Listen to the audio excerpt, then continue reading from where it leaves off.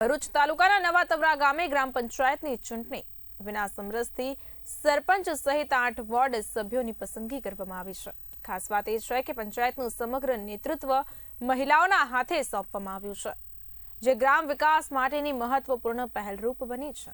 ગ્રામજનો દ્વારા જૂથવાદ, મતભેદ અને રાજકીય સ્પર્ધાને દૂર રાખીને શાંતિપૂર્ણ રીતે પંચાયત રચાઈ છે। મહિલાઓને આગેવાન તરીકે પસંદ કરીને ગામે લિંગ સમાનતાનો પણ ઊંડો સંદેશ આપ્યો છે। નવા તવરા ગામે આ સમરસતા માત્ર ચૂંટણી વિના સમાધાન નથી, પણ સમગ્ર ગામના એકતા ભાવ અને સહકારનું જીવંત દ્રષ્ટાંત છે। તો હવે ગામ વિકાસના નવા અધ્યાય તરફ મહિલા નેતૃત્વ હેઠળ આગળ વધી રહ્યું છે। આ સમરસ મહિલા પંચાયત ભવિષ્યમાં અન્ય ગામો માટે પણ પ્રેરણારૂપ સાબિત થઈ શકે છે।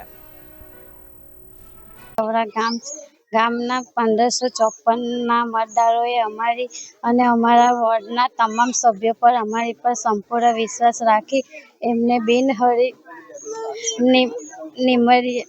નિમવ્યા છે। ત્યારે